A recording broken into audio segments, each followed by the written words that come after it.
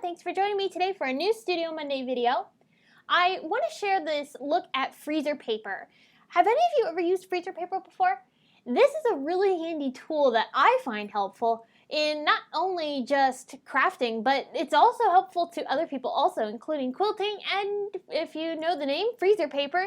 It was actually originally used to be able to wrap food up in and put it in the freezer. But actually, freezer paper has some really great benefits to working with it in the craft room. And I want to show those to you today. So this is a piece of 8.5 by 11 freezer paper that we carry at Simon Says Stamp. So this freezer paper is really great and easy to work with. It's small, doesn't take up a lot of space, but you can also, of course, use freezer paper that you might have in your kitchen. This is a box of freezer paper, Reynolds Freezel paper, and it's basically the exact same thing, but it's on a big giant roll. So this is really big and takes up a lot of space, and I actually really like the sheets better because they're just a lot more manageable. Alright, so for the freezer paper that I'm going to be featuring in today's video, this freezer paper is, like I said, perfect for small spaces. Now, one of my favorite ways to use it is as a surface protector, so I can keep things from getting on my craft sheet that I don't want to create a big mess on. There are 4 other ways I want to show you how you can use freezer paper, and let's start with the first one, which is alcohol inks. Freezer paper, because it has that great slick coating on the one side of it, the other side is more of a paper coating. This is great for working with inks and other types of water-based mediums, alcohol-based mediums, such as the alcohol inks here. You can work with them on the freezer paper and reactivate them and then be able to work with them further. I'm going to demonstrate that here. So what I'm doing is I'm dropping some alcohol ink onto the freezer paper itself. This is the slick coating side of the freezer paper, and I'm dropping just a whole bunch of alcohol ink drops all over it. And I'm also going to take some of the alcohol blending solution. Now you could also use rubbing alcohol. Now if I'm going to use regular alcohol, I use 91% because it really gets the alcohol moving. 71% you can get some luck with, but I honestly would prefer the 91 if you're not going to get the alcohol blending solution. Now what you're seeing me do here is I'm smushing this glossy paper into the alcohol inks that I've reactivated with the alcohol blending solution. And because that surface of the freezer paper is so slick and smooth, I can continually reactivate the color that is sitting on top of the freezer paper and be able to continually add more and more color on here. Now, like I said, it's also perfect for using as a surface protector. So I can go ahead and bring in my alcohol solution and more alcohol inks and drop things on top of this paper, really saturating it with a lot of inks. And the freezer paper is allowing the alcohol inks to stay only on the freezer paper. It's not soaking through to the outside of the freezer paper and then getting on my craft sheet. It's just keeping the whole entire surface of my desk clean. And I really love the benefits of that.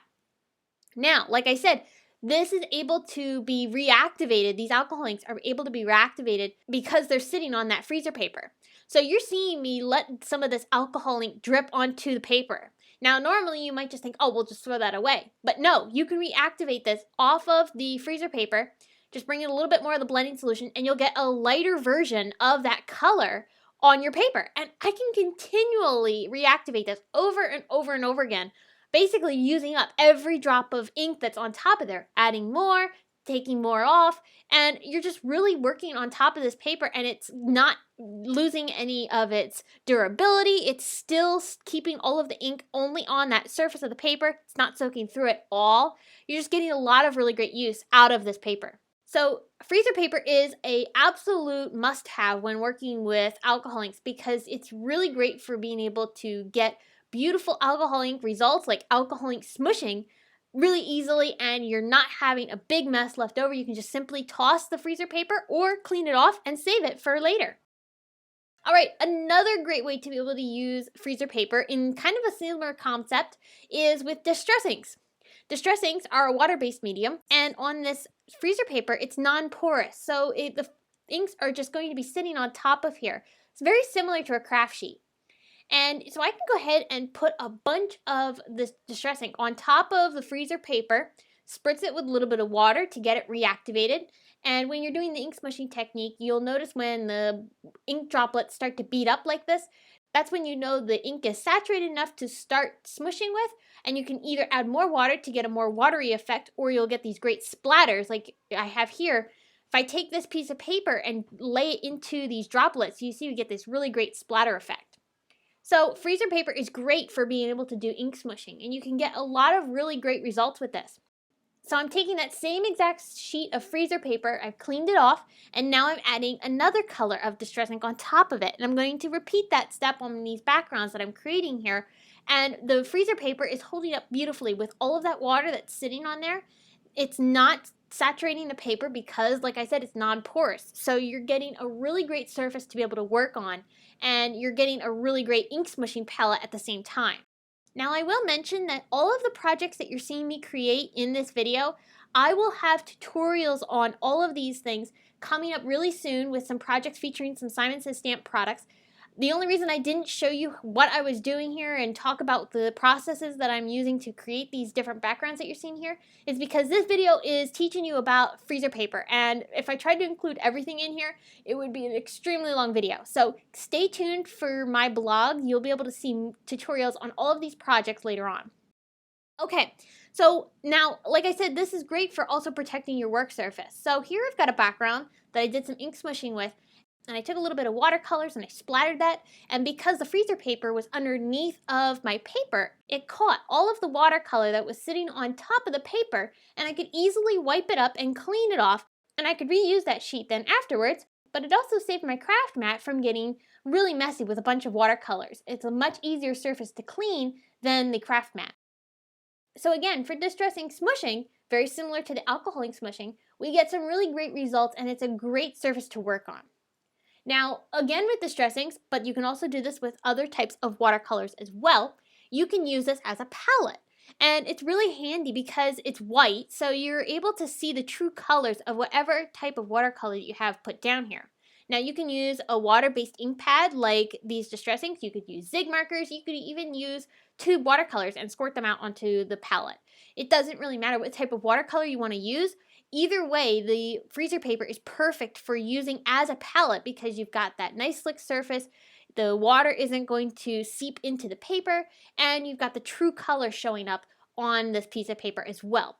And you can even put your watercolor paper on top of that freezer paper palette and also have it serve as a protector for your craft mat too. Just like I had mentioned earlier, it's a great work surface protector, but it's also great for using in your craft projects. So here's an example of how I can wipe off this freezer paper and get a beautiful clean sheet once again and be able to reuse this over and over and over. So for watercoloring, you've also got a great tool here because you've got the non-porous surface that's perfect for adding watercolors onto and working right from. All right, one more technique, and that is using freezer paper as a mask and being able to do some ink blending. Now, have you ever tried to make masks with die cuts and using maybe printer paper or cardstock, and eventually that die cut stencil just ends up wearing out and you have to make a whole brand new one again? And even sometimes it ends up wearing out halfway through your ink blending, and that's a pain. So I find that freezer paper is a perfect solution for creating die cut masks. Now I like to reinforce my die cut mask with the freezer paper by adhering the freezer paper with some double-sided sticky tape onto a piece of printer paper. That makes it a little bit more durable, but it's also not too thick to die cut with. So I did that with this particular mask that I'm creating with the Modern Flowers card wrap die from Simon Says Stamp. And I'm attaching this underneath of the actual die cut card wrap that I had created here. Now the reason I'm doing this is because I wanted to create an ink blended coloring of these flowers in the negative areas of this particular pattern. And when you open the card wrap, you still have that beautiful flower design showing through.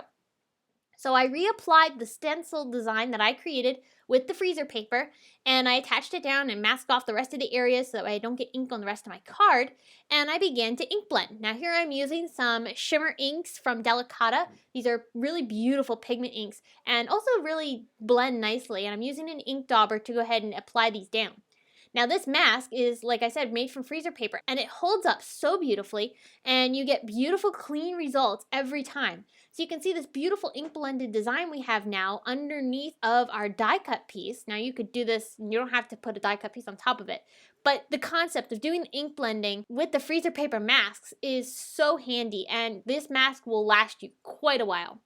Now, also a really great feature about this is because that surface is slick, I can now take a damp rag and be able to clean off all of the ink that's sitting on top of the stencil, and it's perfectly clean and ready to use for another card. So there's a lot of really great ways that you can use freezer paper in your card making to help you do some really great techniques. I hope you'll check it out over at the Simon Says Stamp shop. I have links down in the video description below. You can also head on over to the blog to get more information on all of these techniques that I shared, as well as still pictures and the products used. I will see you again very soon with another video, and until then, thanks for watching!